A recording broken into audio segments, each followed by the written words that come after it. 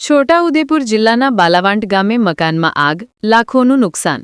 છોટાઉદેપુર જિલ્લાના બાલાવાંટ ગામે એક રહેણાંક મકાનમાં અચાનક આગ લાગતા અફરાતફરીનો માહોલ સર્જાયો હતો। આગ એટલી વિકરાળ હતી કે થોડા જ સમયમાં સમગ્ર મકાન આગની લપેટમાં આવી બળીને ખાખ થઈ ગયું હતું।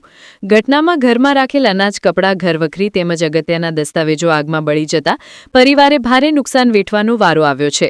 પ્રાપ્ત માહિતી અનુસાર આગ લાગતાની સાથે જ આસપાસના લોકો ઘટના સ્થળે દોડી આવ્યા હતા અને પાણી છાંટી આગ પર કાબૂ મેળવવાનો પ્રયાસ કર્યો હતો। ઘટનાની જાણ થતાં ફાયર ફાઇટરની ટીમ પણ તાત્કાલિક સ્થળ પર પહોંચી હતી અને આગ બુઝાવવાની કામગીરી હાથ ધરી હતી। આગ લાગવાના કારણો હજુ સુધી સ્પષ્ટ થયા નથી। જો કે પ્રાથમિક અંદાજ મુજબ આગની ઘટનામાં 4 થી 5 લાખ રૂપિયાનું નુકસાન થયું હોવાનું માનવામાં આવી રહ્યું છે। સદનસીબે આ ઘટનામાં કોઈ જાનહાનિ થઈ નથી, પરંતુ પરિવારે મોટું આર્થિક નુકસાન સહન કરવું પડ્યું છે।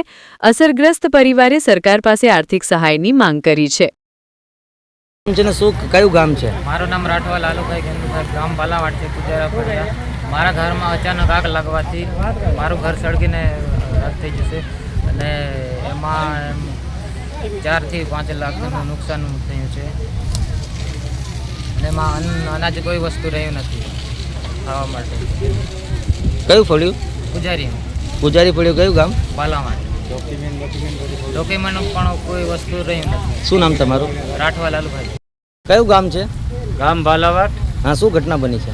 મારા કાકાનું મકાન ગેંદુભાઈ રાઠવા, ગંદુ ગંભીર રાઠવાનું મકાન સળગી અચાનક આગ લાગવાથી અમે ઘરે બેઠા હતા ત્યારે અચાનક જોવા ત્યાં અમારે ઘરમાં આગ લાગી એવું બૂમ પાડવાથી અમે દોડી આવ્યા।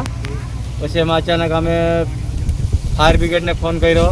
ફાયર બ્રિગેડ આવતા અમારે મોટરો ચાલુ કરીને અમે થોડું સહાય કર્યું છે। એમાંથી અમારે 4 રૂમનું મકાન હળગી ગયું છે ને એમાં અનાજ છે કે ડોક્યુમેન્ટ છે, કાગળો બધા હળગીને ખાક થઈ ગયા છે। એટલા માટે અમારે કોઈ સરકારમાંથી અમારે કોઈ સહાય કે ગમે તે સરકાર અમારે કોઈ મદદ કરવાની જરૂર કરજો, તમારી અમારી માંગણી છે। અને આ અમારે મકાન સળગીને ખાક થઈ ગયું છે એ અમારે આ વિડીયો તમને બતાવશું। શું નામ તમારું? રાઠવા જંદુભાઈ જાનિયાભાઈ।